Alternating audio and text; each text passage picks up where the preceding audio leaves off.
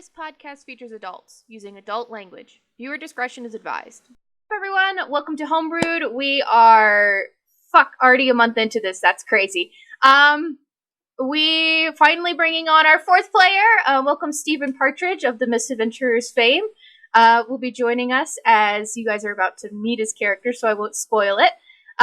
Just a heads up for all of the basic things. If you ever want to support the podcast, my Patreon, all of the money on it goes to supporting these guys, to getting them better tech, and just generally giving me a better financial support to make the show better. And then also to get better tech to everyone involved. Other than that, make sure you always stay tuned to the end of the podcast, because that's when we will be announcing our giveaway winners, as well as next week's giveaways, which you guys should totally enter, because I got lots of books to give away, and I know we're going to be giving away some of Steven's books when we do the Misadventurers one-shots. So we definitely need to, definitely want you guys to enter, so you guys can take advantage of that. And just, it helps us get the podcast out there. Most of the time, it's just share the podcast somewhere and show us where you did it. And that's generally it. So that's all my news. It's real short. With that said, Steven, are you ready to get started? I'm as ready as I'll ever be. Okay. We're going to start in an I forgot to get setting pieces again. God damn it. I keep forgetting to get pictures. We're not going to be there for very long, so I think it'll be okay. We start in the misty forests of Fala Cerny, which is another planar realm in the mortal world, where the holy Hanthier reside. It's early morning. The city of Fala Cerny is a spiderweb weave of bridges and huts, kind of filled up by gardens and ponds between those pathways. And it's a nice day for Fala Cerny. It's almost never sunny. So this is probably about as sunny as it gets, with like a nice mist hanging, not on the ground, but overhead, to know that it's not going to be rainy. With that said, what are you doing this morning? So I feel like I'm probably, honestly, I'm probably just lazing around, just sitting around eating some sort of pastry.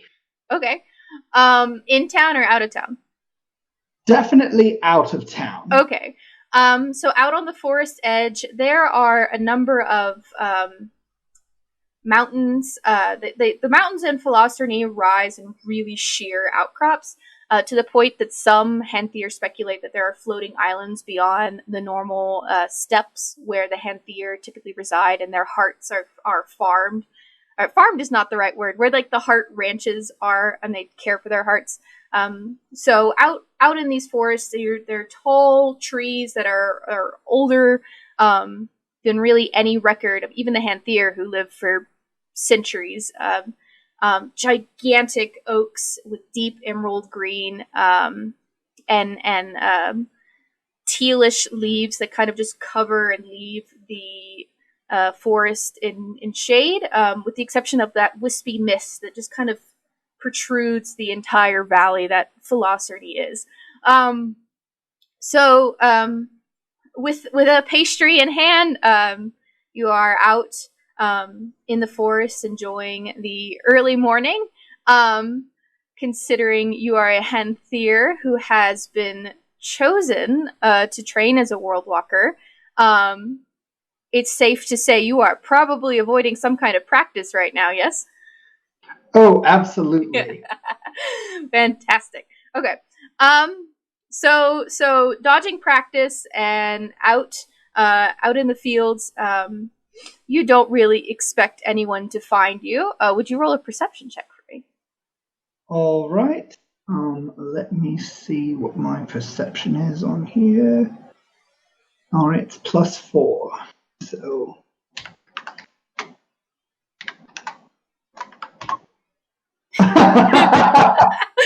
about a natural 1. Yay!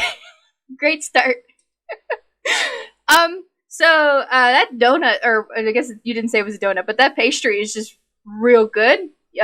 you are just zoning out. It's pretty enjoyable. As you are relaxing, you kind of hear like the moving of the forest, and having kind of been in tuned to just like living here, you're just so used to the nature around you that you just kind of zone out. And before you know it, someone leans down over your head and kind of tips their head as their long deer-like ears kind of twitch in amusement, and their doe nose wriggles before they curl their fingers up beneath their chin as they lace their hands together and smile. Good morning. Do I recognize this person? You do recognize this person, and let me remember what their fucking name is. So this is a elderly is hard to convey for the Hanther since they live for like 1,000 years. So for a Hanther, she is elderly. Her hair is like very like a couple of silver strands. She has a darker coppery complexion, as the two-tone in her skin is really faded, and a lot of it had just become like really not pale but like blended over the years. This is one of your mentors as a world walker. This is Yuffie. Hello. Yes. Right. This mindfulness practice with the tasting of the pastry is very effective. I see. And yes. Is the scenery more effective than the trading hall? Yes, absolutely. That's why I came out here. And she sits down next to you, folds and like crisscross applesauce. Because I have to say crisscross applesauce. You can't just say crisscross. Oh my gosh. She sits down crisscross next to you, and kind of just folds her hands over her lap, as she just starts watching the trees.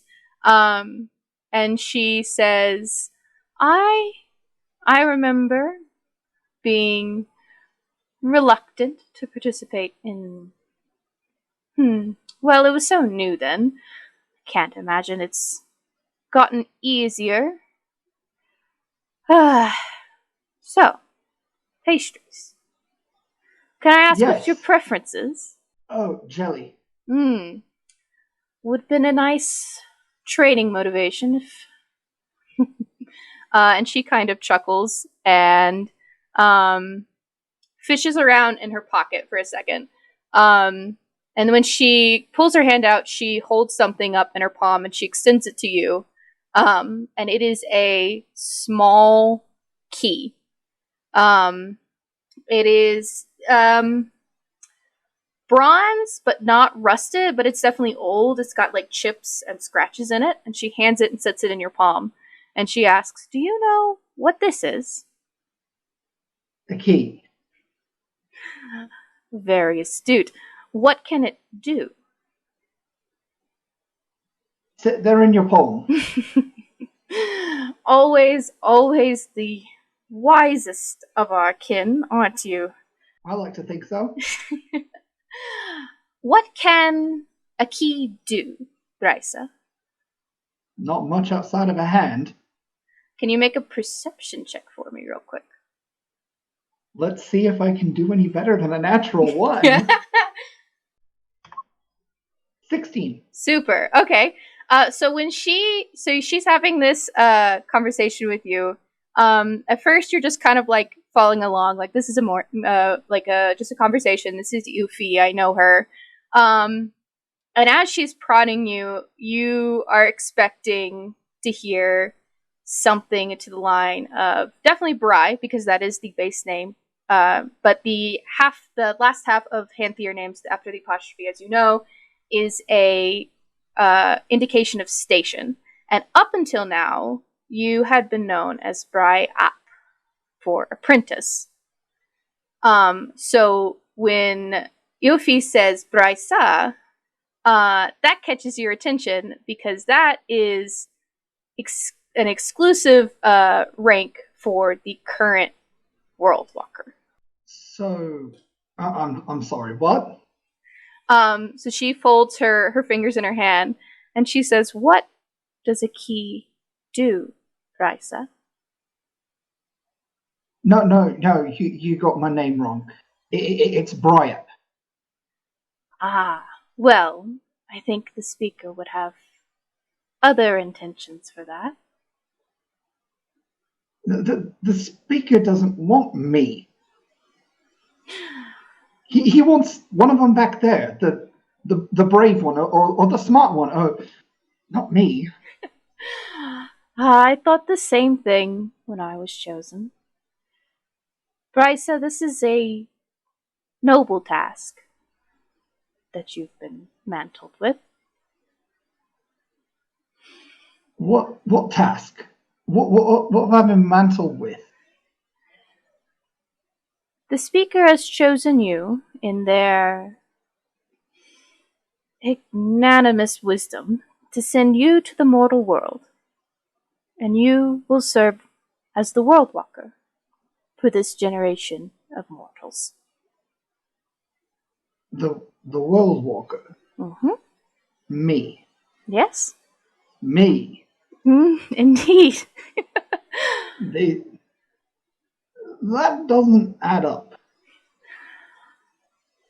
Most of the time it doesn't. I would agree. But it did with you. it did after I came back. These things never seem to make sense in the moment, but I promise it will soon. So, as you go, I want you to continue to ponder that which I gave you. And at first she motions to the key in your hand, but then she reaches a finger out and sets it against your forehead. And she says, "But I need to alert your companion that you will be departing soon. And I'll see you again. Your heart." We don't really get along very well. Well, this shall be fun for all of us, Shanton. Can I get a new one? I'm afraid there's not time for that, dear. Why not? And as you're saying that, Yuffie kind of stands up and she steps back.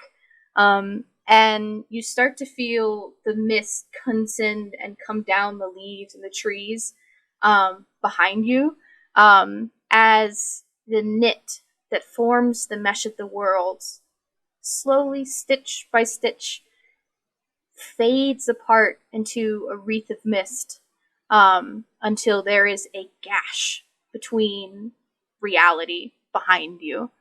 And Yuffie says, "Because the speaker's calling you now." Well, what if I'm not ready? I'm afraid I can't help with that. But you are. And you will be. Well, what's the key go to? And she just kind of laughs and continues to step back. And as you are like pressing her for questions, you can see her lips start to press shut. As if like she cannot speak. And you can see pride swelling in her eyes as well as the start of tears kind of against the bottom of her lids. And she just shrugs. And she can't respond as that wound between reality is just like opening behind you. Ah, fuck.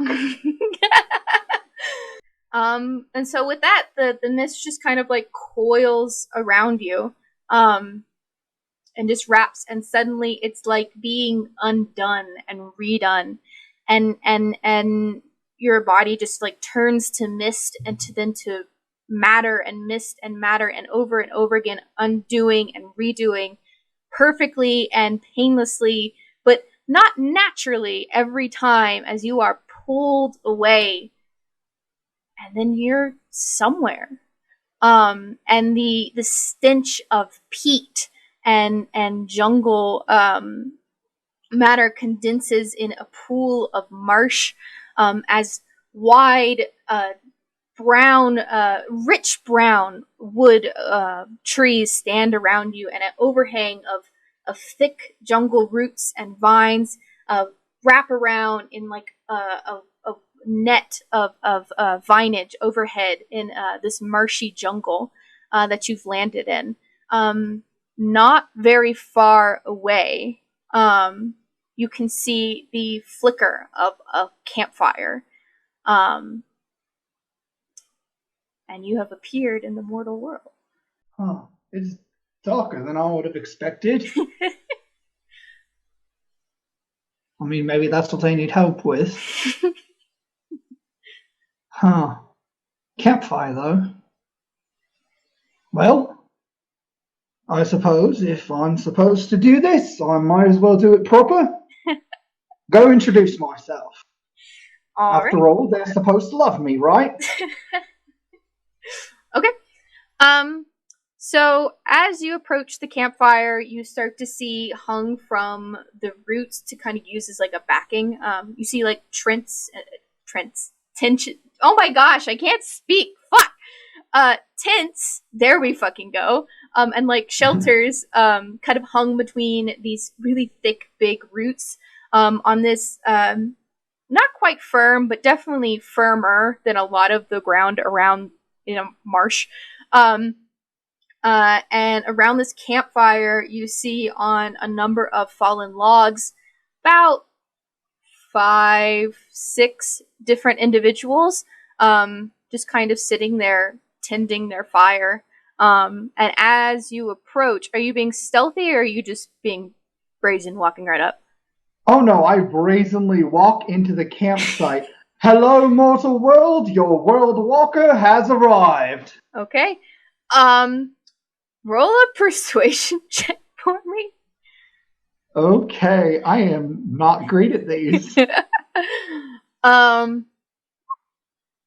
Oops, it did advantage. That's not what I was supposed to do. So just take the first one. Okay, 4!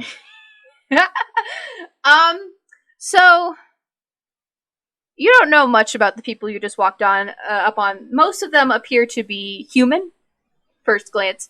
Some of them are nearly as tall as you, which, as far as your knowledge of mortals, is not common, with the exception of heavy claw elves, who are these like massive elves, and elves taking on like feline features.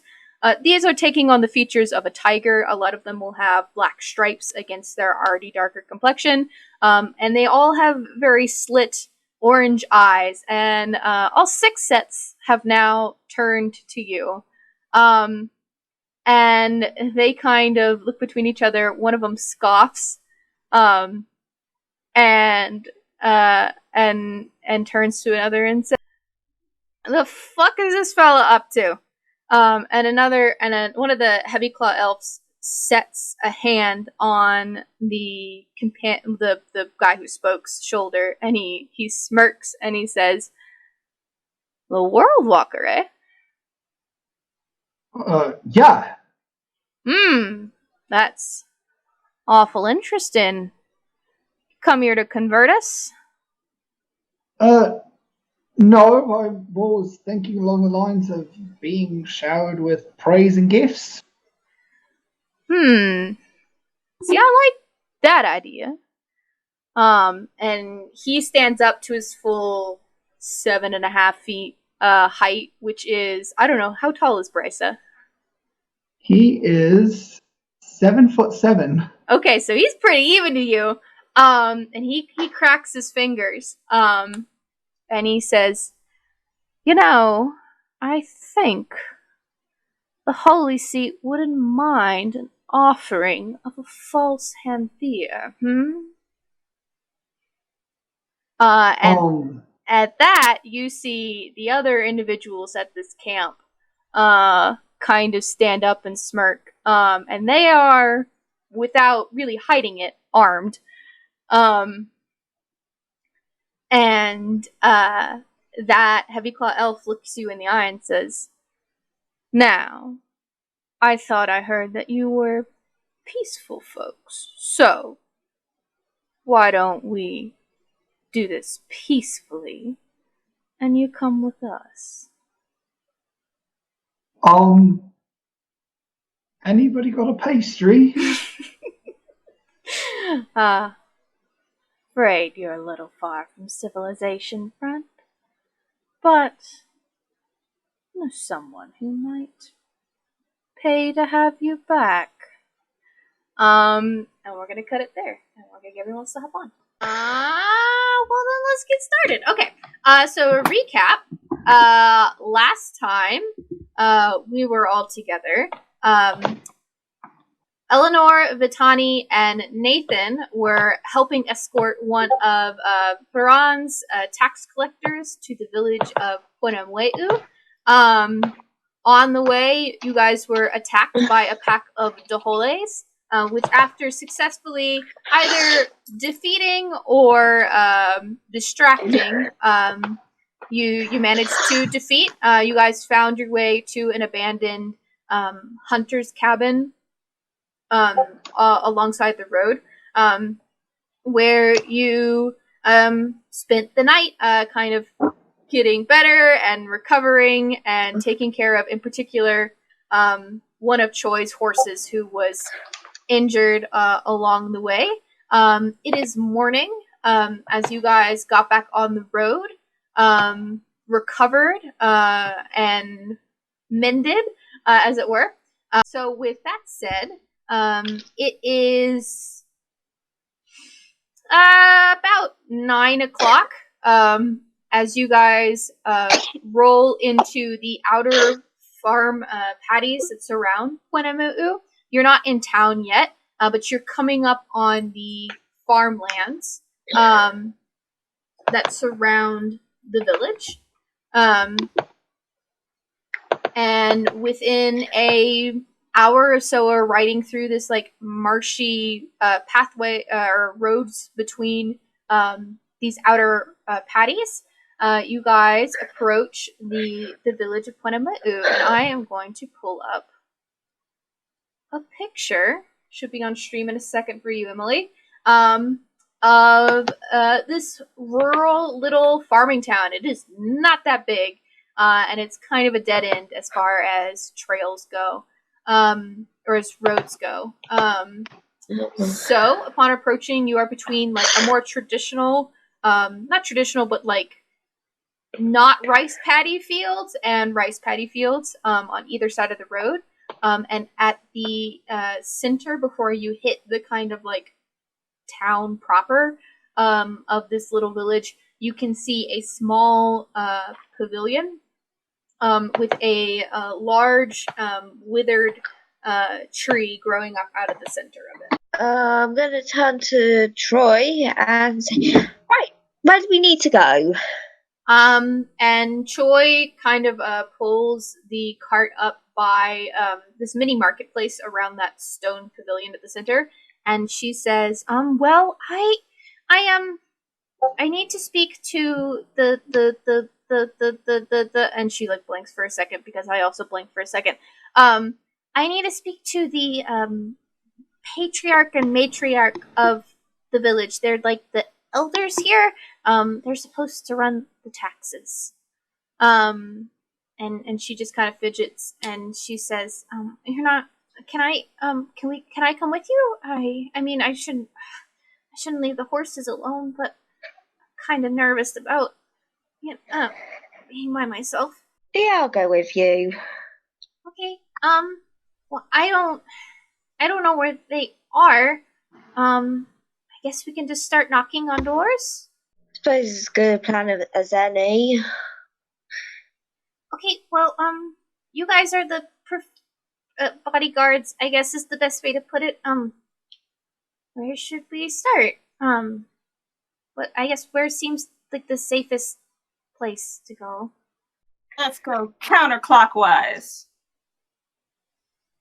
Okay. Yeah, just going round in a circle seems like the easiest way to do it. So going counterclockwise, there are about 4 stalls situated around this like little farmer's market pavilion in the center of town. There are 5 houses or would appear to be houses kind of around town. And approaching the first one, this is kind of a smaller farmhouse. It has like a half patio stretching around the side. And sitting on the porch, you see a half-elf gentleman just kind of sitting and on the porch drinking some kind of beverage as he's just kind of like enjoying himself.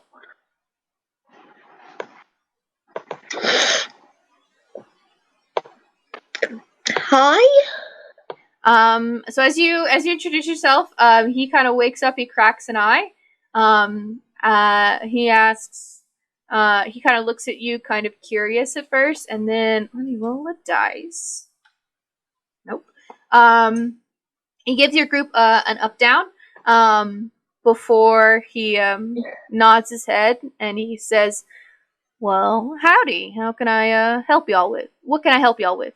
We're looking for the village elders. I see. Can I ask what y'all's business here is in Plenamwetu? Southern accent on what is supposed to be like Japanese Thai name sounds real weird. Yeah.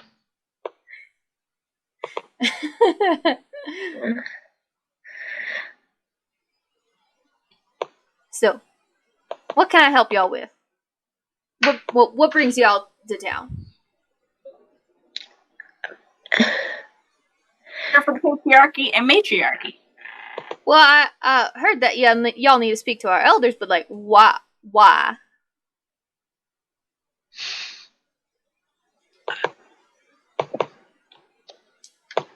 I can't even remember. It's been 5 sessions since then. Troy, do you want to explain what you're here for? And Choi kind of like clutches her fingers and her eyes get a little wide and she's like, we're here from Makueri to collect taxes. And the gentleman on the porch kind of leans back and he's like, y'all are tax collectors, I see. Well, y'all should be. Why is my mouse not working? Y'all are looking for Paka Pao. She owns the paddy farms around here. And Nipate. Nipat. Y'all are looking for Nipat. He owns the cows and the rest of the agriculture in the area. Though I be honest, y'all in a rush because I'm sure Paka Pao would be happy to help you, but she's been a bit busy with the local guard we've got. I'm back with the horses, right? Because I assume I'm still tending to them. If you chose to stay with the horses, then yes, you're with the horses. Just want to make sure. Okay.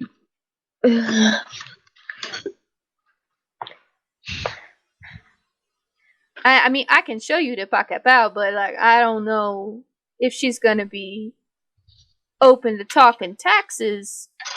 Consider did y'all have a run-in with our wonderful neighborhood guardsmen? We had a wonderful run-in with the wildlife. I see you took the long way around getting to Plenamwetu. Smart choice, considering. Yeah, not really. You haven't met the other option then, have you? All I know is that we almost lost a horse, so... Well, y'all need a horse. I could probably sell you one. Maybe. I got some ox. We could talk about trading. And Choi kind of gets really nervous, and she shakes her head at y'all like, no, these are my horse. I can't sell I don't my want horse. your... Like, all right. Well, it's an option. No, we want to really just do what we came here to do, and then just move on with our lives. Well, that's fair. Well, if you are looking for one of the elders, to be honest, and since this is for legal reasons, we haven't seen the path in a while, which is why I can't say his fucking name. He Foul-mouthed. what? He said he's foul-mouthed. Yeah. But Pacapao should be in the inn right over there, and he points to the building to.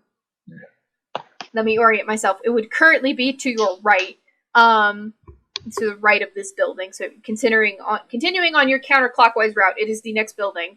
Not the right of the map, but the right of y'all. He says To the west. there you go. Pacapao should Right, be over there. Okay, thank you. Of course. Happy to help. Right, bye. Okay. So y'all wander off. As you leave, you guys see him get up and walk towards that tree, and then across the pavilion to the other side of town. You don't really see where he goes past once he gets to that pavilion,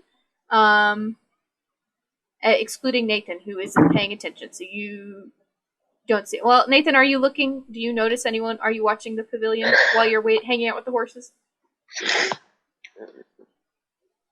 Or are you just probably like off and on, but not like okay? Well, then just attentively. will you give me just a general persuasion check to see like how attentive Perception you're being? check? Perception. Yeah. I persuade my eyes into looking. I said perception, not persuasion. You said persuasion first. I said perception. There's a recording and you're wrong. Fuck off. 18. Fuck you. Okay. Never mess So with the GM. see, this is why I invited Steven on. The GM is always right. They're like the customer.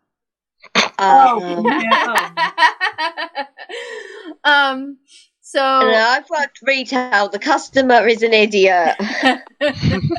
Definitely. So Nathan, as you're hanging out with the horses, there's not much to do besides watch the horses, so you have taken up watching the people. It's also not a really big pavilion, so it's not very hard for you to see this gentleman who you haven't met. You haven't really seen your friends interact with him, but you see this gentleman crossing across the pavilion, and heading towards the northeast of the village. What's over there you don't really know. Okay. Alright, cutting back to Eleanor and Vitani, y'all are heading over to the inn. Did I move the right character? I'm just gonna move both to be safe. Sorry. So y'all move over to the inn. As you guys approach, you're kind of familiar with the architecture of this building. It's very similar to the Crooked Crane back in Makaweri, but a lot smaller. There are a lot more hatches or wider windows. So like the rooms are smaller, but the windows are bigger. And the roof is made of thatch instead of wood. As you watch in, it's a considerably smaller tavern room. And inside there's basically no one besides the tavern keeper, who is another one of those tiger branded or tiger featured heavy claw elves, as well as another heavy claw elf elderly woman who is leaning over the counter, and the bartender and her seem to be having some kind of conversation as you guys are walking down. I guess we go up to the barkeeper and ask where we can find the people we're looking for. Okay.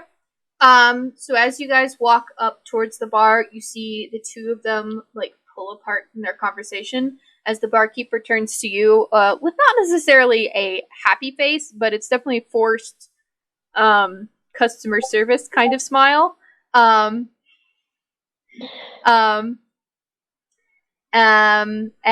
the elderly woman beside is just kind of drumming her fingers on the counter as he turns to you and he smiles and he says, "Oh, travelers, it's not often we get guests out in Plenamweu.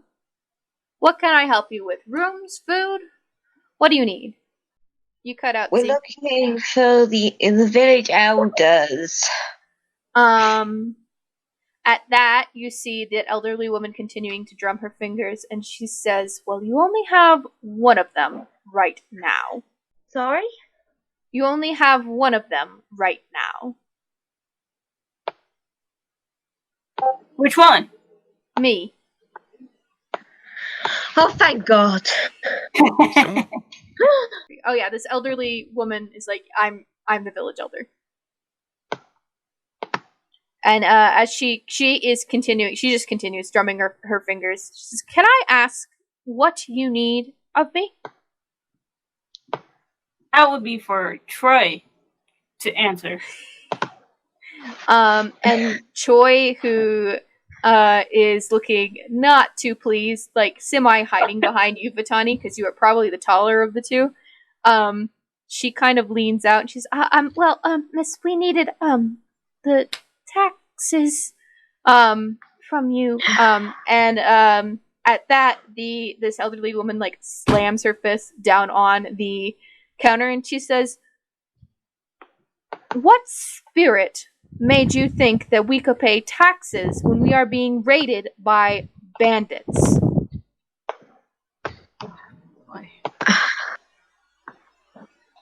I'm curious, who in their right mind set out to Plenamweu, a small farming community, with the desire for money when we are under attack? Question. Did you ask for help for the attack? Months ago. Yeah, we're not in charge of that.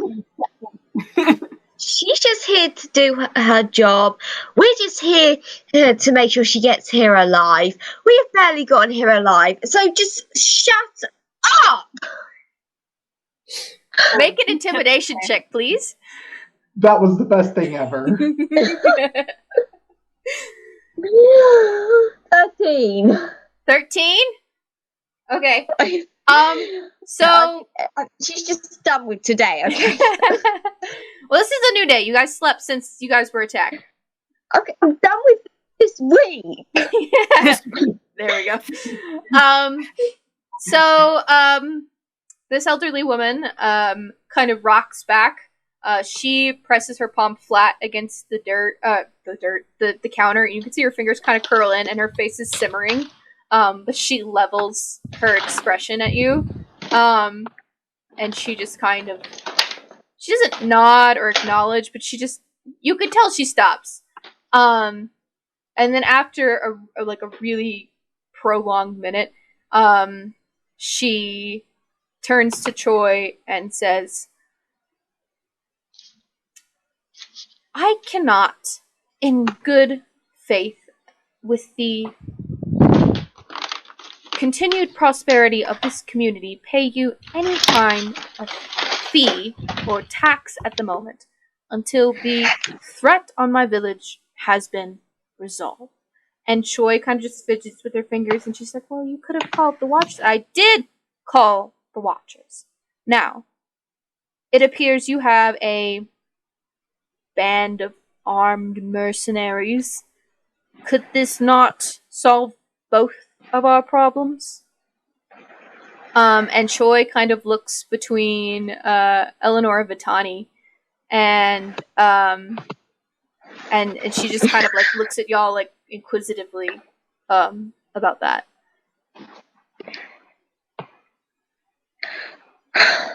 Are we getting paid extra for this?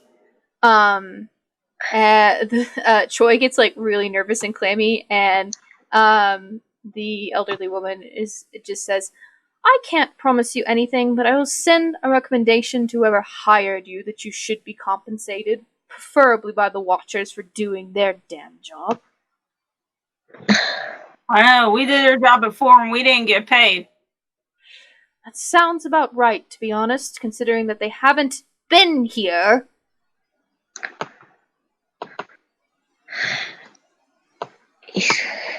Yeah, you're not the only place with problems right now. We should just secede. Everyone The whole town. The whole town should succeed in the middle of Nugura. Yeah, the whole thing. It'll totally work out fine. Mini country inside. Okay. We have one more mercenary outside we should discuss this with. Oh, yeah. Well, when this issue is solved, I can pay the taxes. Until that point,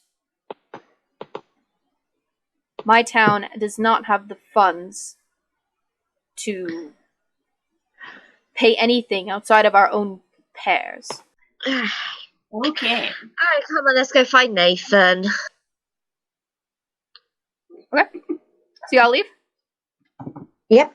Alright, so with Choi in tow, who looks more than happy to be, like, hiding in your shadow as you guys leave, y'all leave this rather perturbed elder and the barkeep in the inn as you return back over to that stony pavilion where Nathan is waiting with y'all's horses.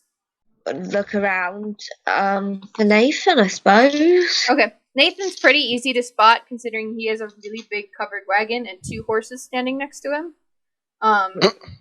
Beside the, 4 stalls around this wood pavilion, so you guys find him pretty easily. Nathan, we're supposed to do the Watchers' jobs again. Do we get paid this time?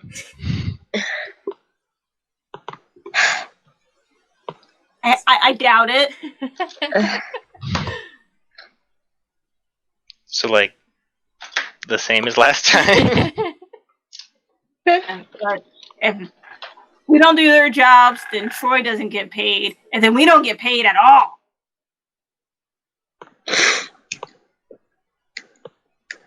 I mean, at this point, just not doing any jobs is more profitable. Ugh.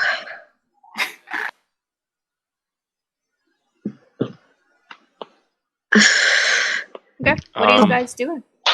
I guess we do this job. Eventually, we'll get paid if we try enough, right? At some point. That would be ideal. Can we get, a lawyer? This is like medieval Japan. Do they have lawyers? Oh, yeah, maybe we should start that career. Lawyers did exist, but they were typically employed by the nobility. They were a job that was given by the nobility. I see. Oh, So you need to make a noble friend. Basically. I should have been noble.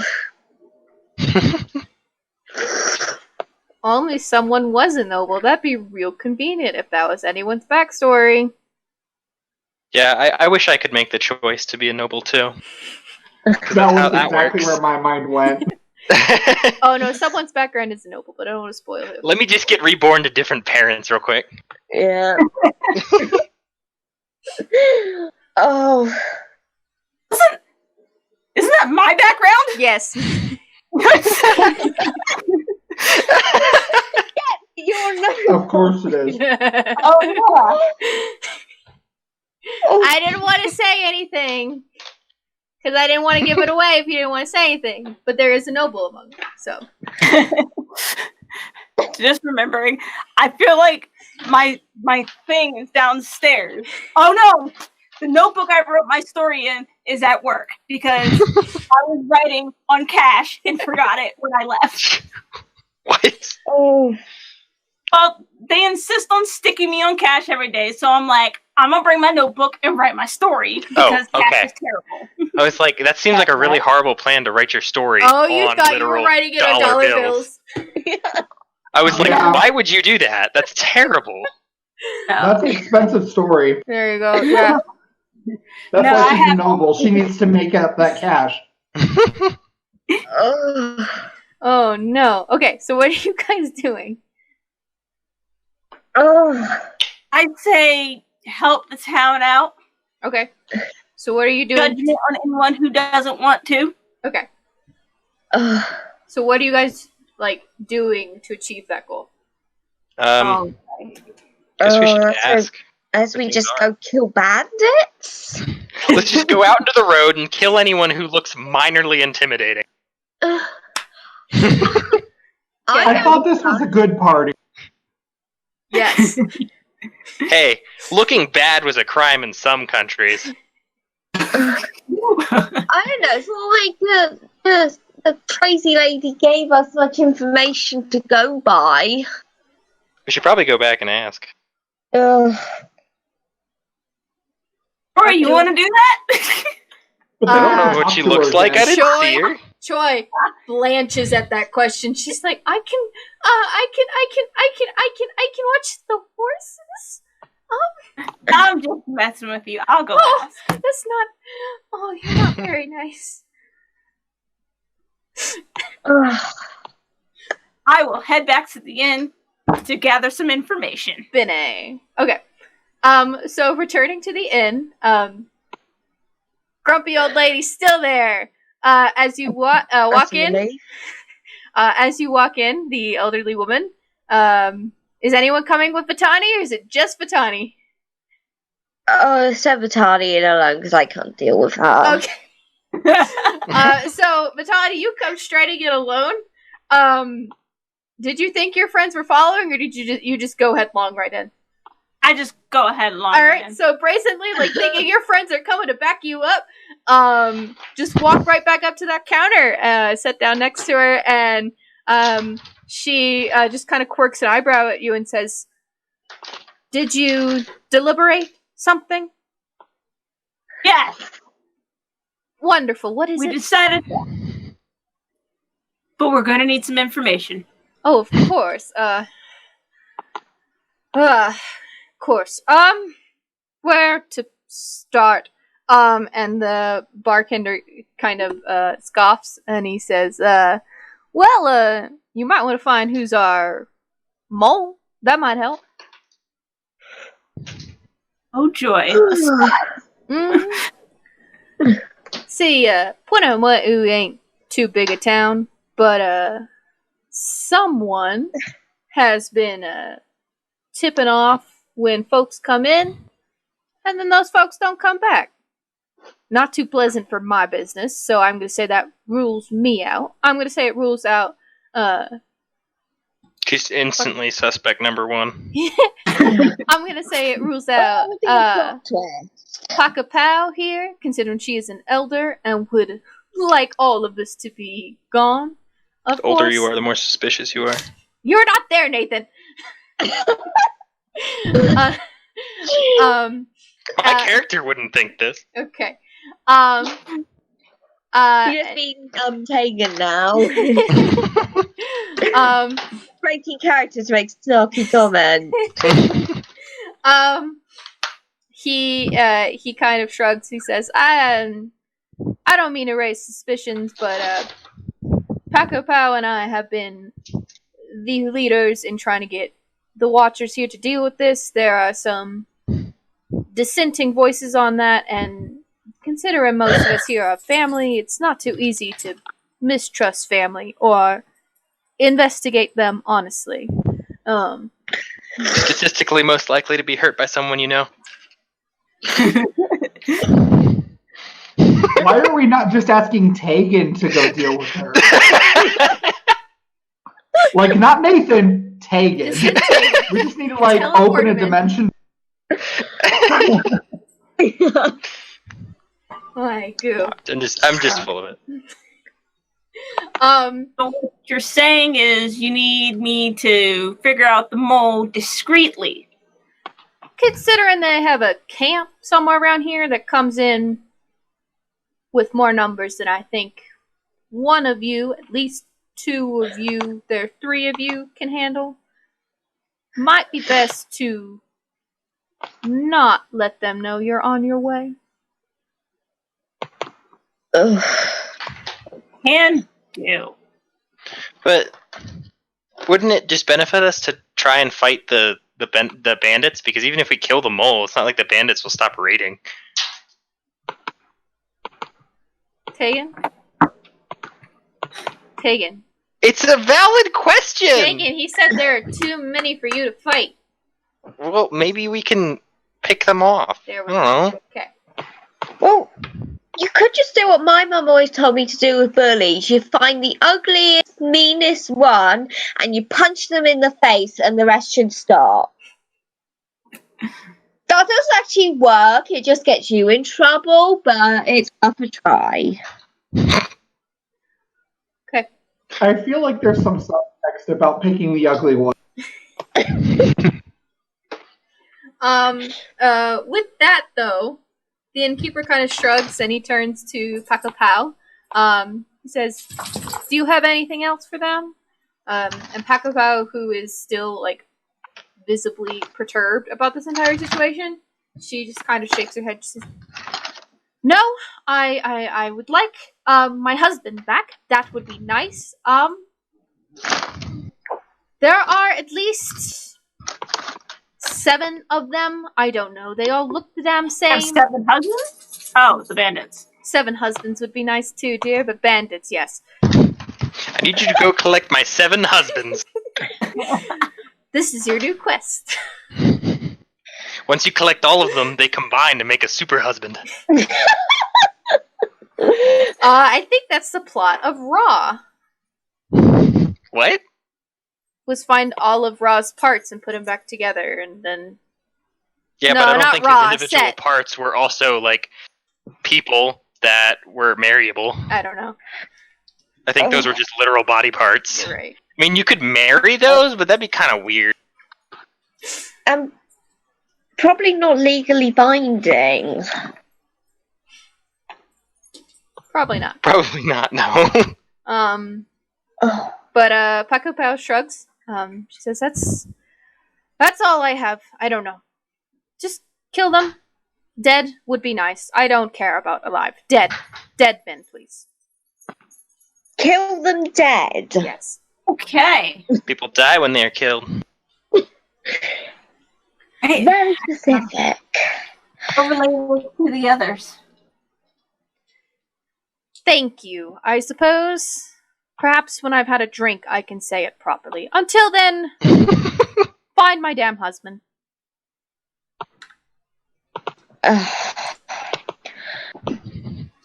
Okay. Alright, Vitani. So on top of the bandits, there's a mole who's letting people know the coming and goings of this small town. We should find the mole. Apparently there's a camp of smallish people we can hit. But Smallish people. small group of people, not smallish people. Let's go beat up on some short people. Oh no. Well, I'm right here. Is that in character or out of character? No. I just both. I reiterate, I thought I joined a good aligned party. I thought so too, but some of the things we're saying are questionable. They're gone till death. What? The innkeeper, the matriarch's patriarch is missing, so we gotta find him as well. Matriarch's He's patriarch. probably hiding from her. Oh my god. What if he's the bandit leader because he's tired of their marriage and he's also the mole? I'm really pessimistic.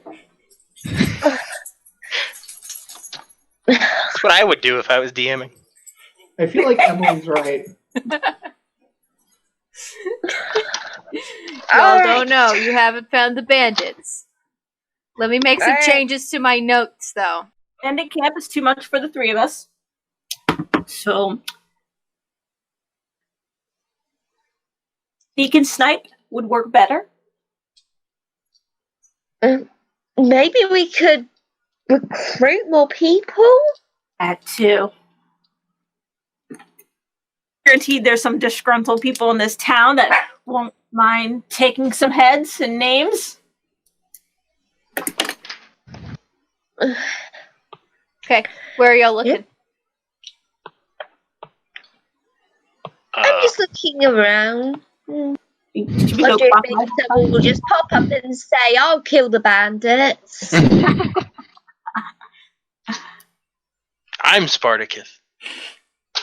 I feel like it's going to be very difficult to find a random person from this town who's going to just approach and volunteer to join a group of people who have been talking about beating up short people and the elder's husband in an unfavorable light. You get the gist. Maybe they have similar disdain for vertically challenged people. As you guys are having this morally questionable conversation in the middle of the town's only marketplace, first of all, you see all of the shopkeepers not necessarily slide away from you, but definitely are avoiding eye contact at this point. You do see Nathan, you don't recognize this individual. Vitani and Eleanor, you do, as that farmer you spoke to the first time around approaches y'all again. And he is watching your cart. He's looking it up and down. Ooh, it's a mole. It's a mole, and Emilia just confirmed it. I said, what the fuck? Why are you accusing people? Fuck. No. That would explain why he's creeping around us.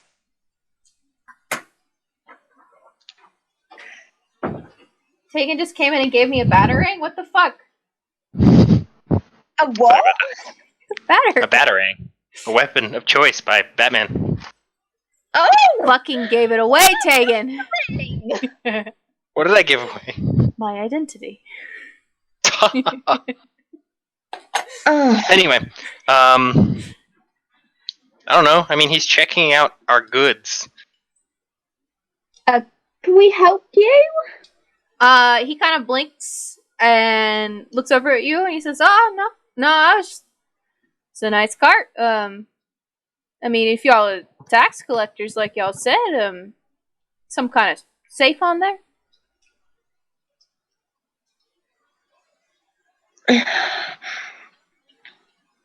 I'm sorry, what just happened? Yes, we have a safe full of money. Okay, I'm just gonna start screaming, "Stranger danger!" Okay then.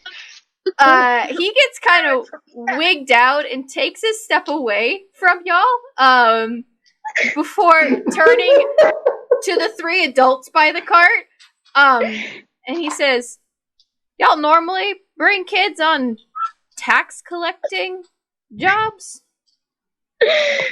Yeah, so in that way they have to think of the children. That don't make no sense. You gotta pay your taxes so we can fund the military. Think of the children. Oh, I don't. Yeah, I'm just here to guilt you. Oh, all right. I was just curious. I mean, it's just a nice looking cart. I was wondering how much it's worth.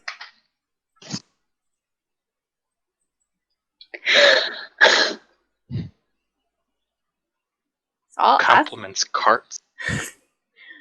I'm a farmer. What do you want? A cart's part of my job.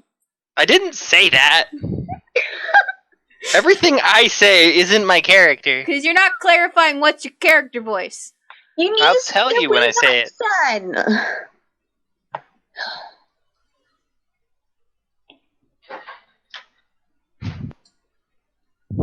I mean, it looks sturdier than mine. If you can move the, safe off, I could trade y'all. Pay you a decent amount for it.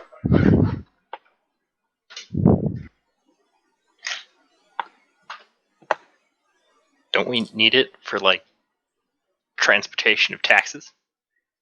Y'all said you had a safe. I imagine you could put that on another cart and be fine. Wait, then we have to buy another cart. He's offering to trade you. For another cart? Yeah. But wouldn't we just get a crappier cart? Is this even our cart to trade? Yeah, that's a good. Is this like a government sponsor? You are metagaming so hard right now, Tegan. No, I'm serious. Like, did we get this from the government, and are we supposed to return it? You were given this cart by Piran to get taxes. Yeah, so it's government sponsored. It's not even ours. It's not necessarily government sponsored. That's not metagaming. I'm serious. It's not our property. Okay. Yeah. Yeah, I'm just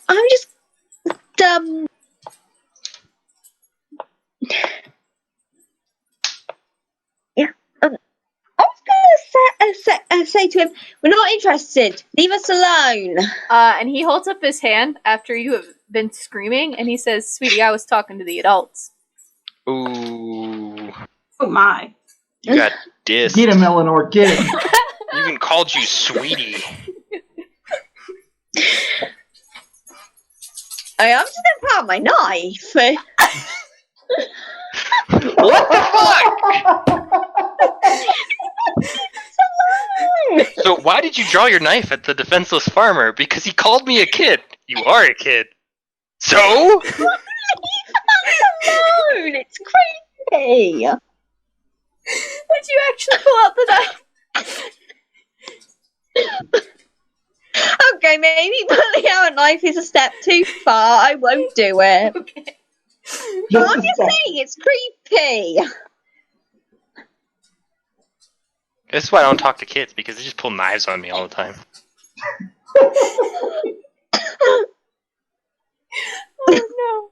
Oh no. So this farmer turns to Vatani, Choi, and Nathan and is ignoring Eleanor. It's like, y'all think we could make a deal? I don't think this is our property. Well, I don't see why you bring back the important part. Why the means of transportation would be that much of an issue. We already weren't paid by the government once. I'd like not to also owe them. You bring back a cart. I don't see why you would owe them anything. You brought what they needed. Everyone's happy. This is like talking to someone and being like, if you just bring a different car, they won't notice. No one said he was a smart farmer. What do you need the cart for? It's my business. I'm a farmer. I carry crops and Agriculture business. creatures. Transporting bodies. Not bodies, but But what? no, I'm trying to take care of it. We kill cows and pigs, and you take them to town to sell. People. Hide bandits in those cow bodies? Nathan, did you say people out loud? No. Okay, never mind. I don't want to, like, piss off everybody by, like, pulling weapons on them and stuff. Well, it will make him run away if we do. Yeah, but then I don't think anyone's going to cooperate with us. Mole or not. Oh, your hands are cold.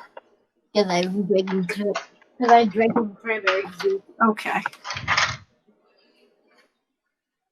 I mean, I'm happy to make a trade, and this would help my business, God. which would help your Step on business. my cool.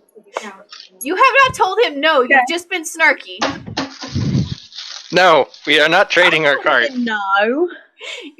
But you're a kid. He's not taking you seriously. That's ages. The kid spoke. No. He puts up his hands. He's like, all right. Well, Oh my God. if you change your mind, Trader mine. Shut up. Why does he want to trade everything?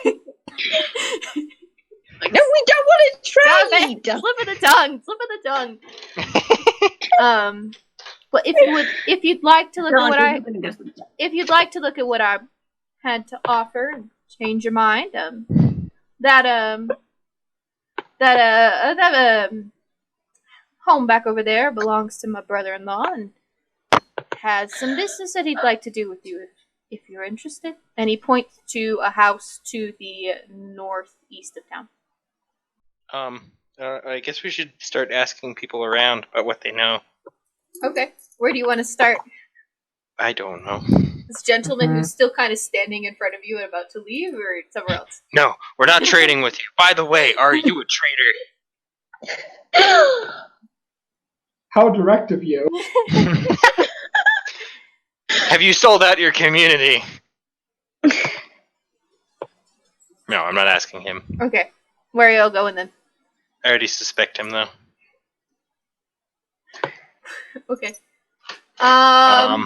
Choi is getting kind of nervous, particularly by the conversation you guys just had. And she kind of like puts a hand on the cart and she says, if you guys don't mind, I can ward this, and like she let like a little bit of magic glances off her fingertips. She says, I'm not really much of a fighter. If I can stay here and I'll take the cart over to the inn. It seems like it might be okay there. And I'll let you guys figure this out. Is that okay? I don't want to leave. I don't want to leave y'all. I'm not really, a fighter. I feel so sorry for this lady. Good, sweet Choi. Is this like the Shaggy of the group? Who? Choi? Yes. She's a Oh, bless her heart. She's so sweet, but she's so used. Yeah. She's just a humble tax collector. She's just trying to do her job. She's not cut out for any of this. Especially I'm really surprised that waving knives around. Kids. I'm really surprised she works as a tax collector and is this meek, though. Like, I think you'd probably be like really mean. Don't ask questions about my great characters, Tegan. Like, she'd probably be a little bit callous towards people at this point. Well, no one said she's good at her job. Jeez. Fuck. Hold on the back. I don't know if you said that out loud or not, but Choi is definitely taking the horses and heading towards the end because she's not waiting for you guys to say yes. She is going to the end. She's not competent enough to help you guys with this investigation. She can stand up for herself sometimes. She didn't even wait for us to say yes or no. We're not compensated enough to do this investigation. You're not going to be compensated, period, if you don't do it. Think of the pastries. Poor Steven is just sitting here and I'm trying to get I am thoroughly entertained. Okay. Let us Also, know. I'm the peanut gallery.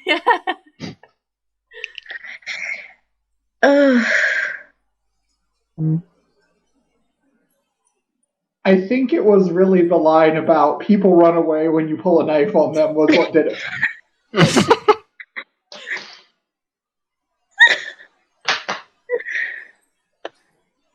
I think out of game meta, Eleanor's my favorite. I think it's cutting edge negotiation technology. What are you guys doing? Don't know. Knocking around and asking. Okay, what house are you going to? To the right. Go to the right. Please. Okay. So as you walk up, there is like this really long lodge. It has a porch that wraps around the whole building with like those rice paper sliding doors that you guys saw at the hunting cabin, taking up a good portion of the right side of the house, like going around.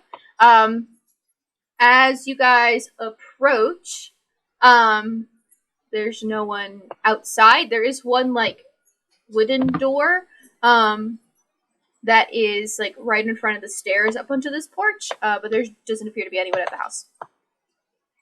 I mean, you haven't knocked. There's no one on the porch, is what I mean to say.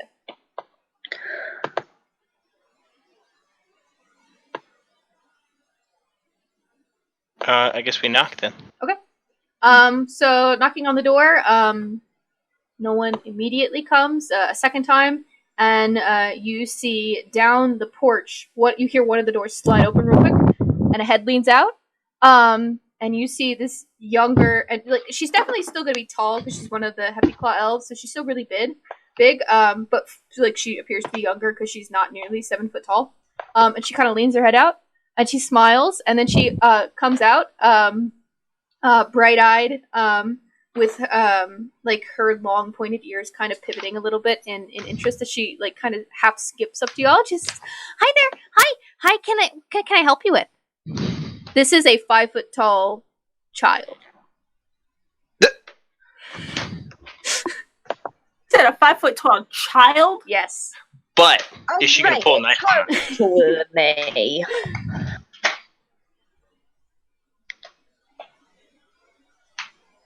She has not pulled a knife yet. No, she's just kind of skipped up to you. Hi, what can I help you with? Hi.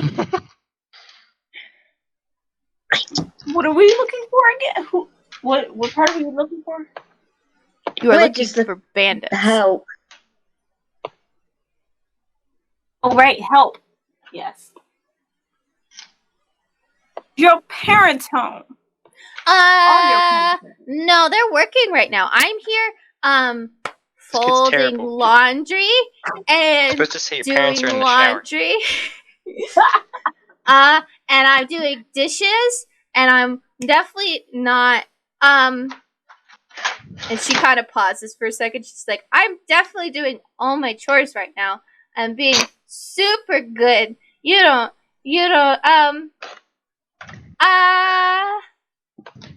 hi, what's your name? My name's Suey. Hi, Suey. So no one's home right Can now? you use a weapon? What?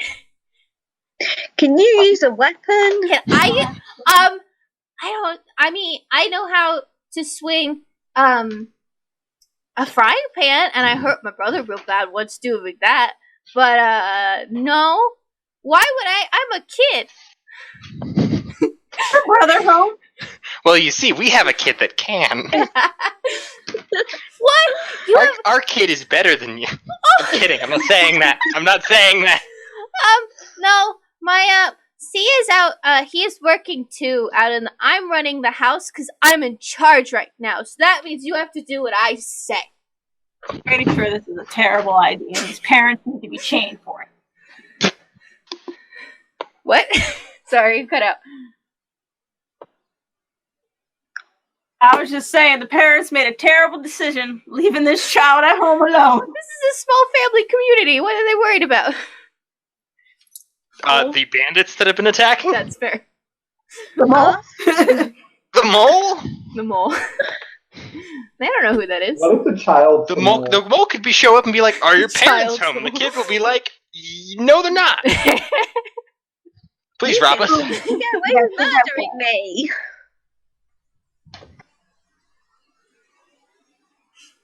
Can I help you with something? What are your names? Can you, do you need something? I don't have anything to give you. The bad people came and took all of our good stuff away, but I don't really like them. And I know Mom and Dad would be happy if they stopped coming around. Are you gonna do something about it? Oh, we're trying. Oh, you are? Oh, is that why you asked me if I could use a frying pan to hurt someone? I didn't ask that. Yes. Oh, well, I don't know anything about that, but I know that Uncle, what's his name? Well, you can tell your uncle what's his name. Shut up. I know. Little girl curse. I know Uncle Connie is, but really weird lately, and he likes to he's been talking to his cows a lot. It's not really normal, but I wish he stopped talking to his cows and come hang out with me. What? I knew he was hiding bodies in the cows. It's the farmer. You don't know who Connie is. Not his uncle. He said he was talking to his cows. I said earlier that they're probably hiding bodies in the cows. Oh. Well, Sorry. the one farmer was transporting cow bodies. That's where they hide the bodies. In the the cows. In cow bodies. In cow bodies, yeah. That doesn't seem humane. I mean, you're already killing them, so how is it like any less humane? I don't know. I don't know. I'm just playing a little elf kid who's like 5 feet tall, and like as tall as you, Nathan.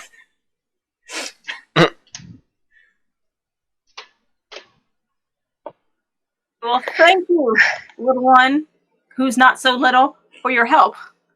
Of course, I'm so happy I could help. If you need anything, let me know. I mean, I have to do my chores, but I really don't want to. So if you like want to go talk to Uncle Connie, then like I can take you to see Uncle Connie. But like I need to do my chores, so like you need to give me something. And she holds out her hand too.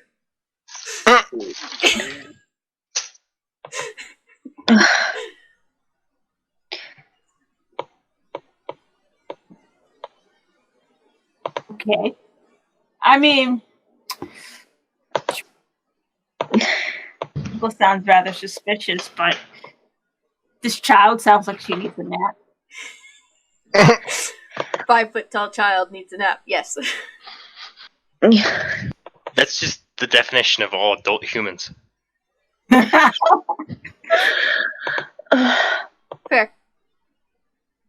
Does that mean she's mature for her age? No. She like flexes her fingers. Well, do you want to help or not? Okay. What are we trading here? You help us, and we help you with what? Your chores? I like sweets. I'm sorry, what was that? Sweets. I like sweets. Give me candy. That's not my child. What? Eleanor, you're a child too. Just commenting on the state of child culture. I do not like children. You are playing a teenager. Like my self-esteem issues are not relevant here. She's still flexing her fingers. You give me candy. You get something. Give me something so I can get my own candy. All right. We don't have candy. We have sweet pastries. I'll take that. Cookies. I know we have a bunch of those. Okay. Right, it's not getting my cookies. My God. We can get more cookies later. This is actually a child's argument that Eleanor has just presented. Yeah, really. So while Eleanor is holding onto her cookies, Vitani, are you gifting cookies to Sui? I want to gift her one of my sweet pastries. Okay, she takes it, and she very quickly stuffs it into her shirt, and then she's like, "Okay, we're gonna go see Uncle Connie now." And she starts that half skipping, across town. She is heading north of her house to another house. Are you guys following along? Might as well. Okay. So continuing along, she leads you up to this other house. It is kind of dilapidated. Part of it is sunk into the kind of marsh backing up to the edge of where the patties have been terraformed into the countryside here. And the porch has... Judah, stop! I know it's you. The porch has you're fine. The porch itself, a lot of these houses have porches that kind of wrap partially around the house. This one is broken off except for the part right next to the front door.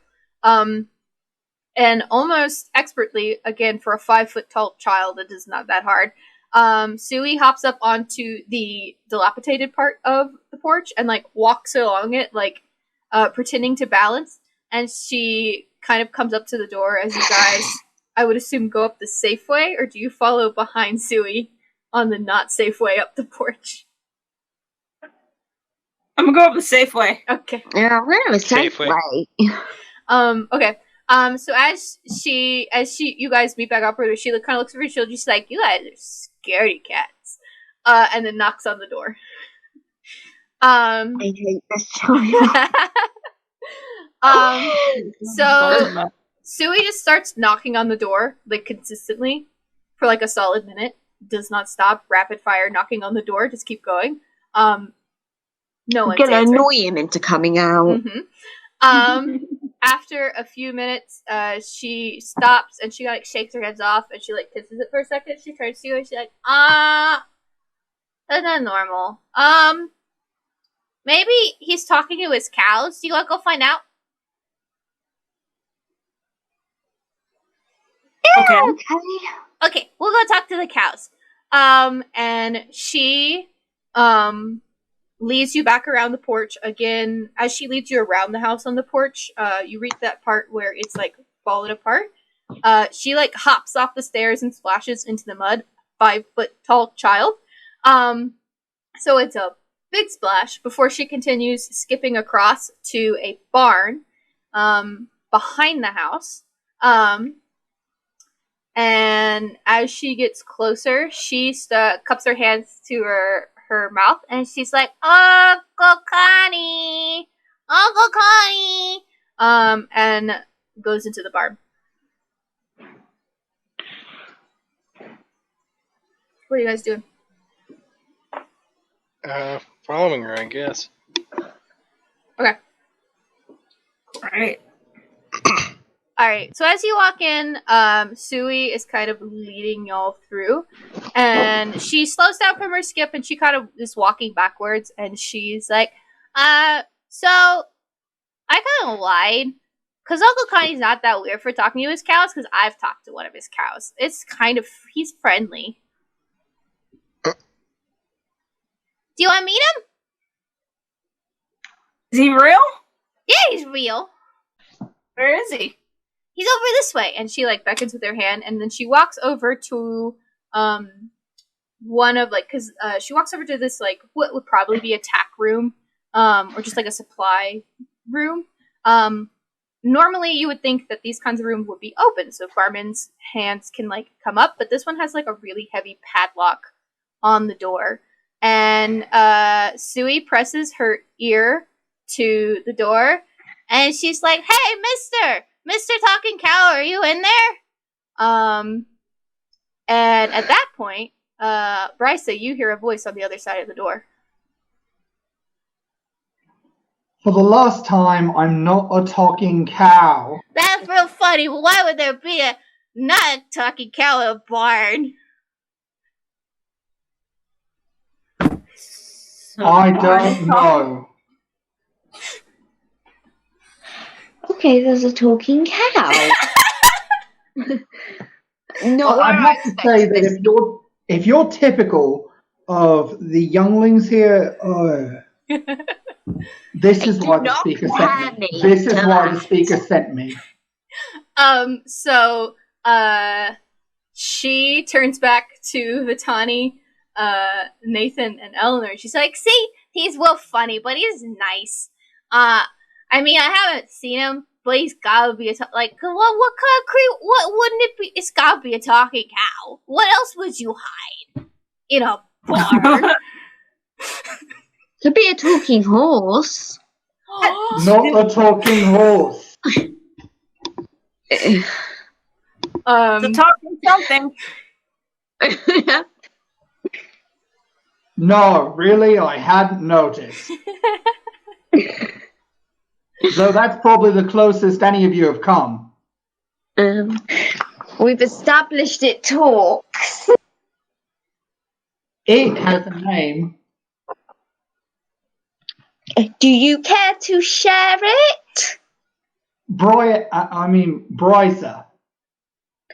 Is there? Brysa, would you like to come out of there? Not Brysa, Brysa. Hi. And I can't come out. Is the door locked? It's padlocked. Big old Well, considering that I pushed and it didn't open, and it certainly doesn't pull, I can only imagine.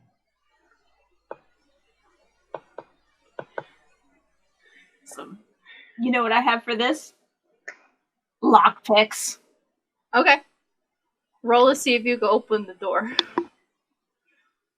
Just rolling a regular d20. Roll a d20 and add your proficiency bonus.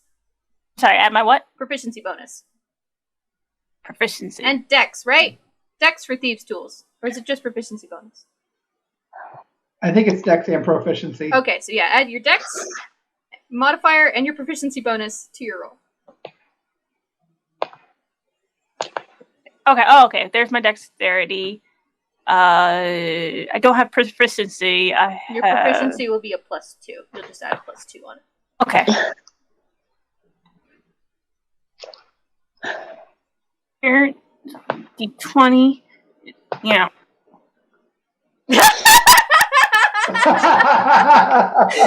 That's critical failure. So, Vitani, I'm sorry. Lockpick fail. Yeah, so you go to stick your lockpick in and start jimming at it. As you do, you're still kind of like a little excited, like, whoa, a talking cow? And distracted. And as you do, you kind of get distracted and your fingers slip. And your lockpick, one of your lockpicks break. Oops. I need a skeleton key.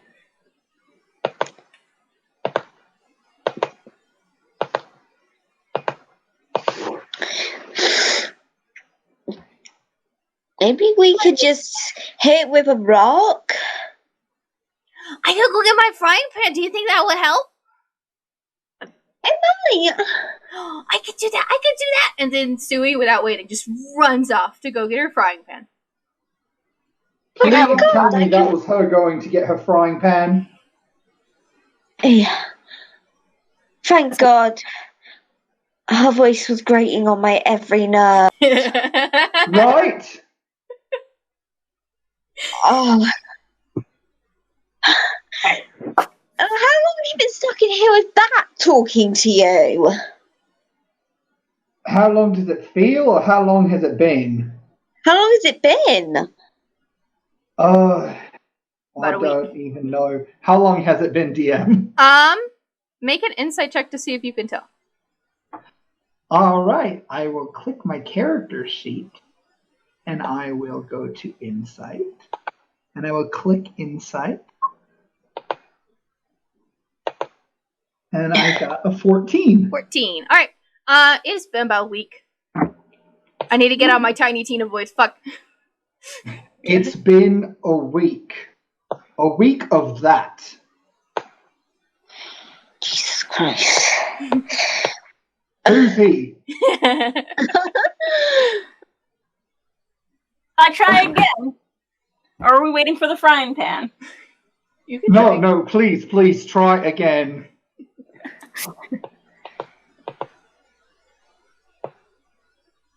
There we go. All right. Plus. Is it plus? +2, so it's a 15. Okay. Oh wait, no, plus your dex modifier. So so it's 15 plus 3, so 18. There we go. So it was already a lot easier because even with your kind of like failed first attempt, it was already gonna be easier because you kind of got a handle on the tumblers the first time.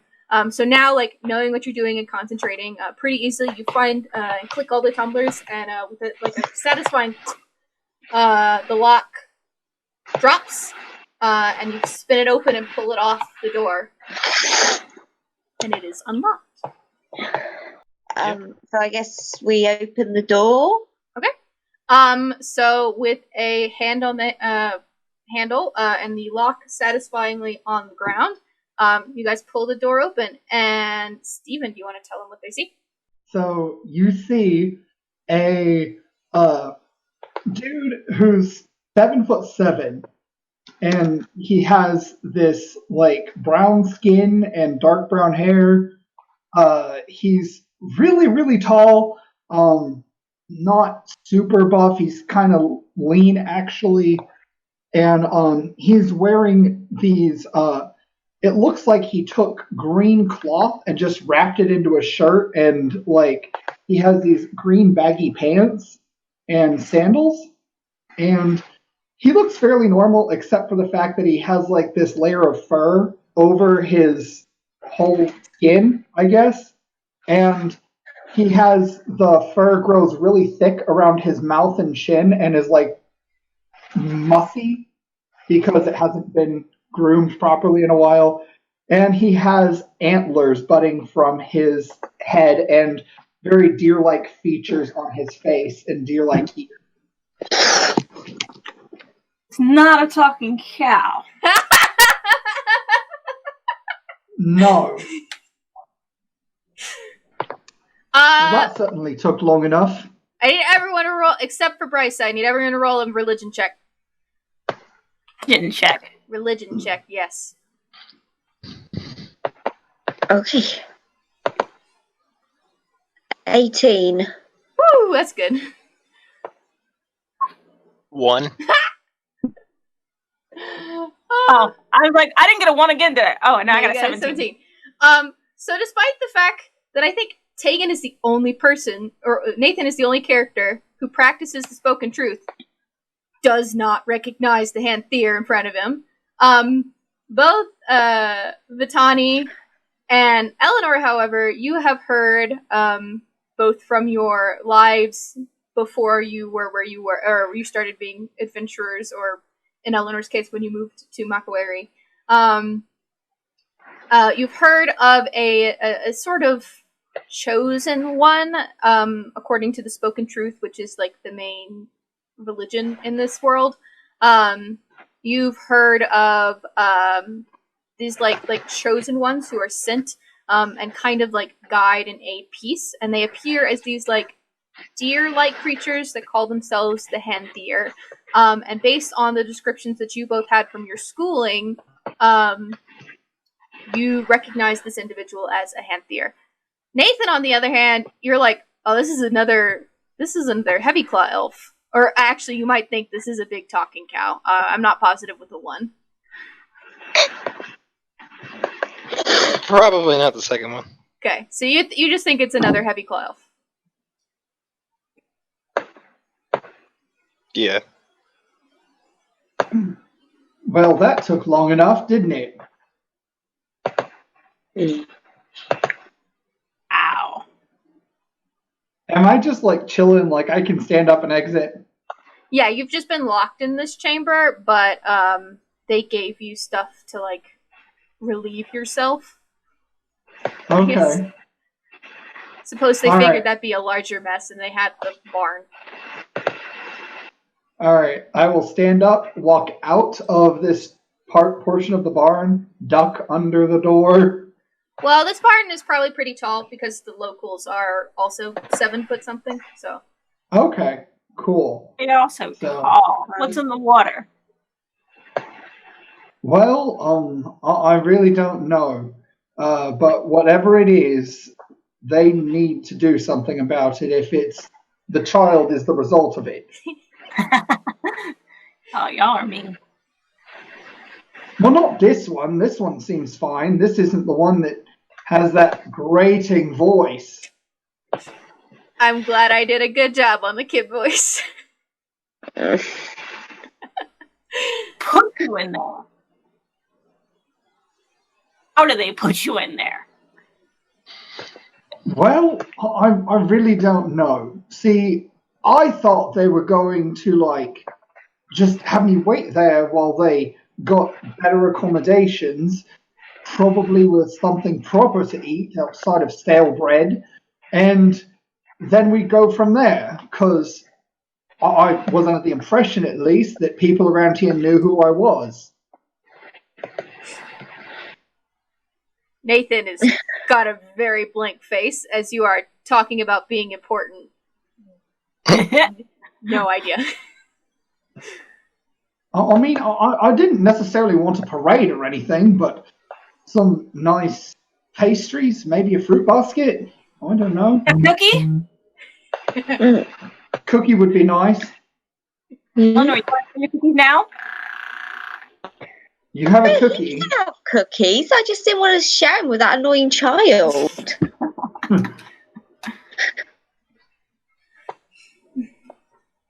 Right. As you guys are discussing this, you guys hear footsteps coming back towards the barn. We can do introductions later. Come on.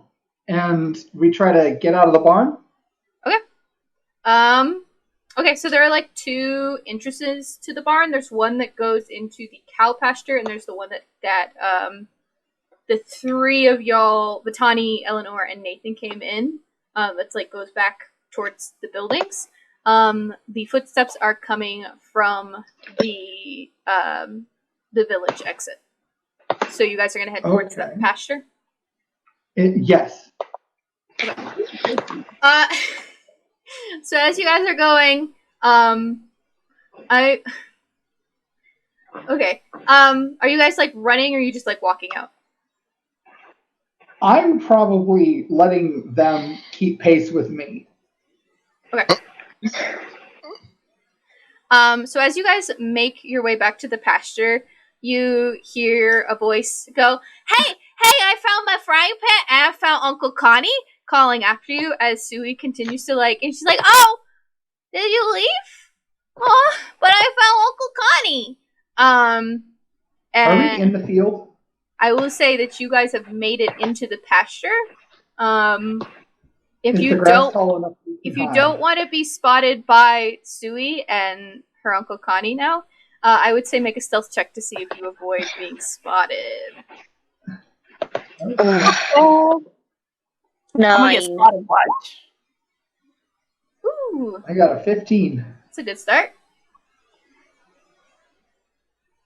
A 6. Oof. Oh. So, it's mine red. Because I think you got a critical failure and then it added 5. Oh. Why do you keep rolling ones? See, I'm so sorry. You have the worst luck. We need to check with Roll20. You keep rolling ones, and that's not right. Roll the 1 and a 20. Yeah. Well, no, that's not a natural 20. Oh. I think it would be green if it was a natural 20. Right. So you guys, Bryce, you're like booking it. Pretty excited to be out. So as you're power walking towards the exit, we'll say that the rest of your new friends that you've met aren't like they don't know where they're going. Like you remembered where you're going because you were brought in this way. But now leaving, they're kind of confused. Only barely managed to slip around the door frame as Sui starts shouting. And after a moment, you hear called after you, Oi! What are y'all doing with my business? Business? Please tell me it's the dude from the bazaar. Have not seen him yet. Is someone looking at the voice? I'll Can look we at the see voice. him? What? I'll look where the voice is coming from. Okay. So Vitani, you look back over your shoulder. I mean, you can notice a similarity, but this is not the same person that was bothering you about the cart. Oh. Can I help y'all with something? Oh boy. That's about cows, if you don't mind. What? We're not taking your cows. I'd love to see you try, but what are y'all doing in my barn? We were told they were talking cows. Talking. Wanted to check. Shit, Sui, what the the fuck are they talking about? And Suey's like, I don't know. I just came to show the board because that was my job today from Mom, was to come sweep. And you hear Connie like, Suey, that's a bull-faced lie. What the fuck are you talking about? She was lying. And he calls after y'all like, I would like to know what y'all are doing with my barn. Oh, and what you were doing with, it appears my supply cabinet. How'd y'all get in there? Not supply cabinet, but like supply closet. Supply closet is worse. It was unlocked. Make a deception check. Oh boy.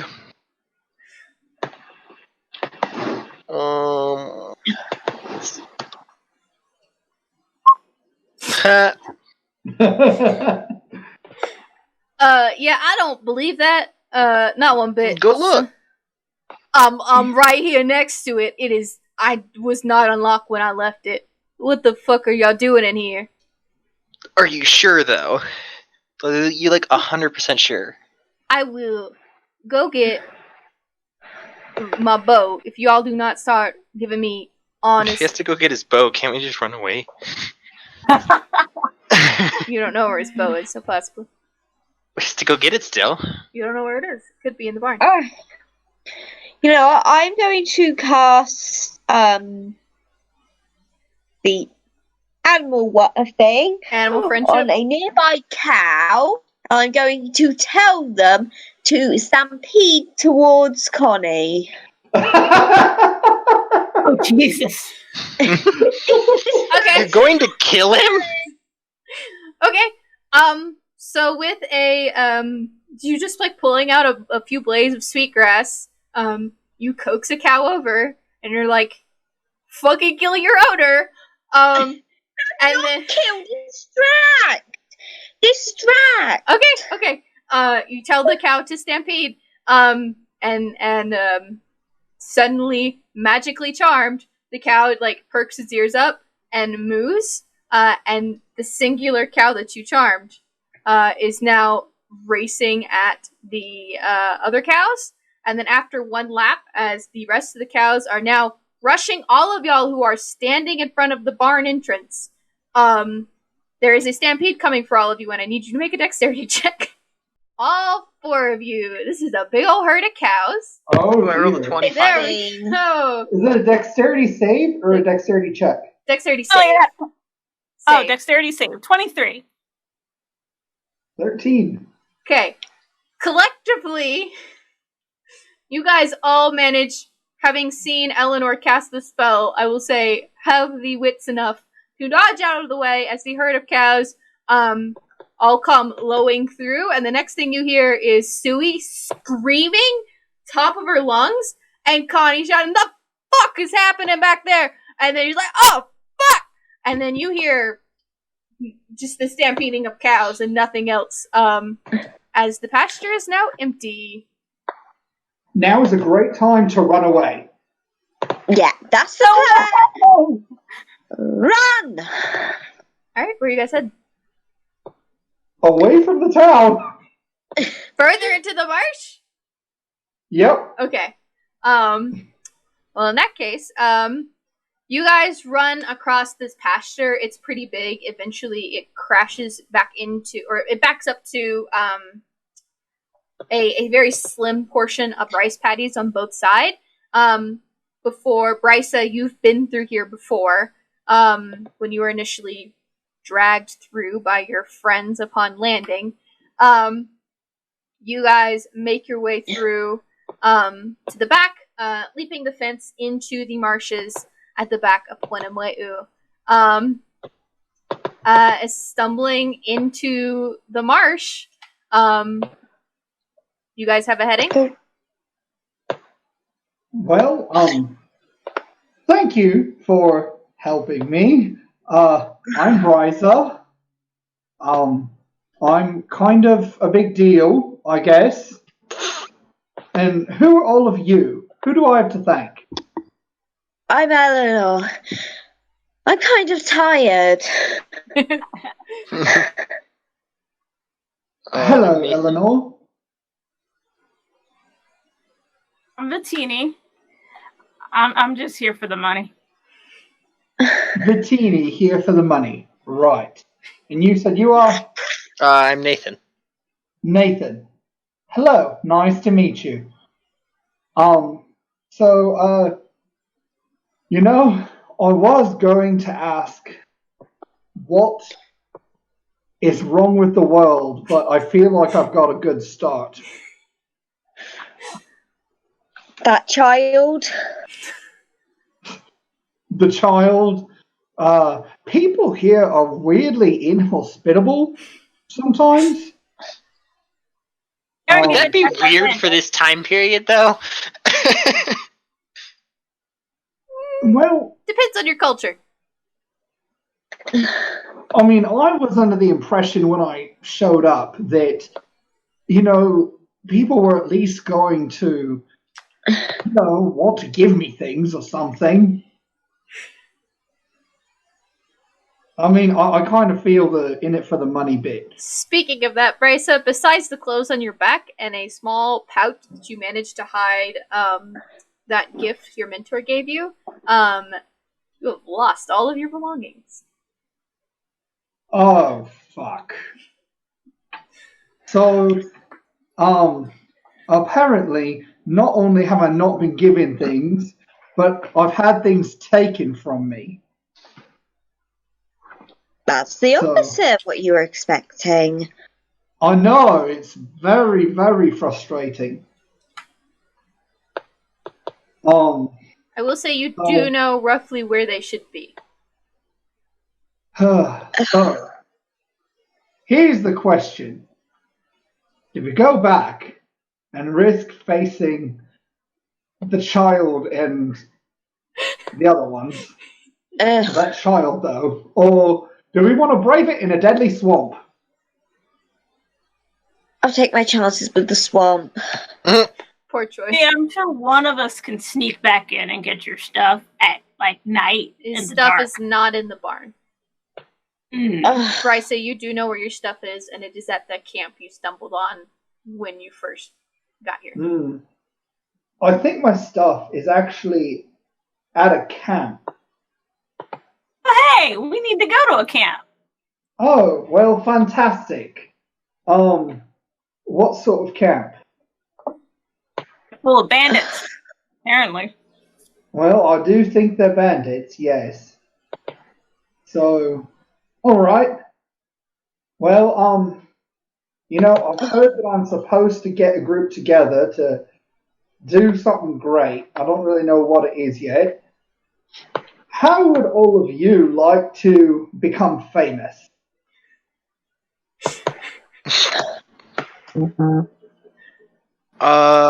Money, I'm down.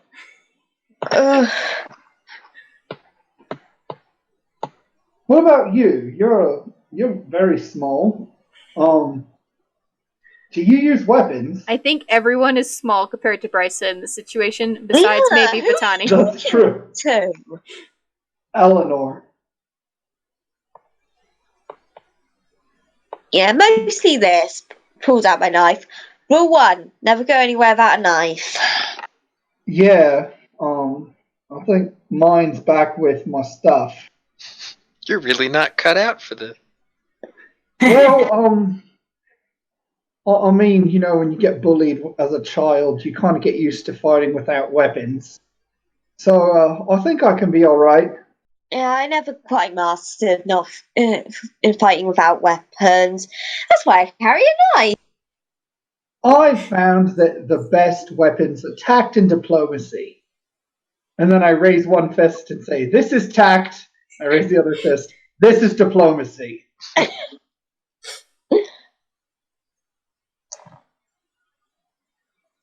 Yes. What would you like to do? I guess, what time of day is it? Shortly after afternoon, so about 1. Okay. It's it's also considerably brighter here, Brysa, than where you landed in, so you can see the sun. which is weird for you because you can't normally see the sun where you're from. Mm-hmm.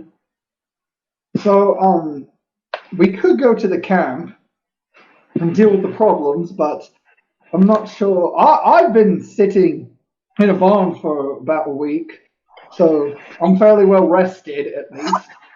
What about the rest of you? I'm good. Nathan quickly scrambles to put together a healer salve while he's standing there. Yeah. I think we're well rested enough. The question is whether it's a good idea to attack in daylight. Well, I didn't necessarily mean attack. We could sneak in and take what is mine and anything else that might not be theirs, but certainly isn't ours until we take it. Whatever we do, is it going to be best to do before? Is it going to be best to do it at night? I'm not sure. They're bandits, aren't they awake at night? It's a bandit stereotype. I can do banditry in the day. Yeah. You aren't sure.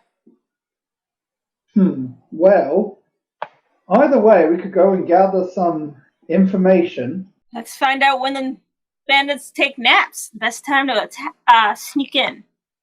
Yes. More emphasis on the sneaking, less on the attacking, it can be helped. Because, when you attack, then you risk injury, and when you get injured, it hurts. And I know.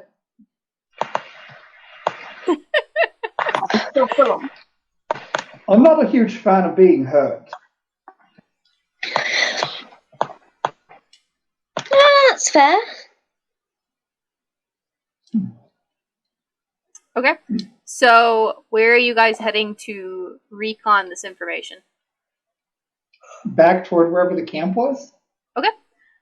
So heading out into the marsh with Brysa at the lead, and considering the kind of tracks you can find leading through the marsh, you guys start to make your way towards the bandit camp. And as you guys are going, you can hear shouts coming up behind you as, first you hear, like, the stampeding of cows, as presumably the cows are being returned to the pasture that you guys just left. And then the farmers who are pursuing to the edge of the field behind you, but you guys have vanished into the swamp to head to this bandit camp, and that's where we're going to wrap up tonight. What's up, everyone? Welcome to the end bit of this video. I have to hold my dog like this, or she's going to lose her mind. So we're cuddling right now for this exit bit. First things first, didn't get to say it at the start because obviously these are pre-recorded. So I need to mention it now. You may have noticed some of the beautiful art that we got done for our character portraits that are now going to be available. They're a little wonky this episode, but they will be properly right by next episode. Hey, can you not? Can you not be a little wiggle butt? Oh, so we got that beautiful art done by Ruth Westside. You can find all of her contact information down below. If you would like to work with her, she was wonderful.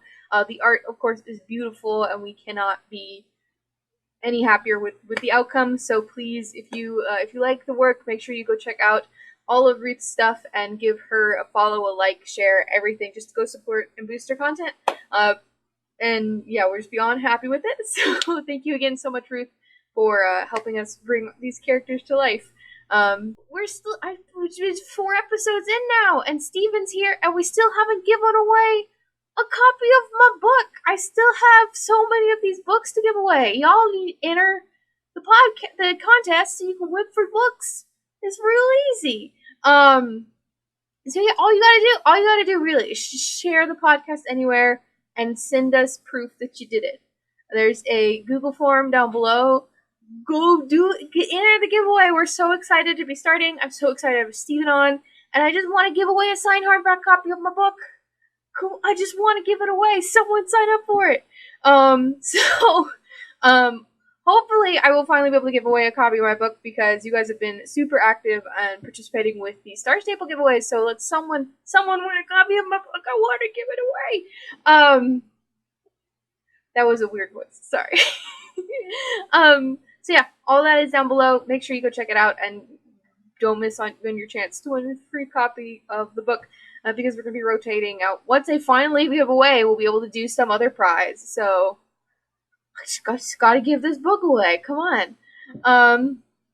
The only other news is that, as always, if you want to support the podcast in any way in helping us get better tech, in helping us do bigger and better giveaways, in just giving me a better financial standing to edit and like make the podcast better, then go check out our Patreon. You get access to all of the episodes early. You get access to like polls and stuff for one shots and suggestions and all of it. It just kind of like free. Everyone will get access to it eventually. It's just if you support us on Patreon, you get early access or like double weighted votes and polls or stuff like that. So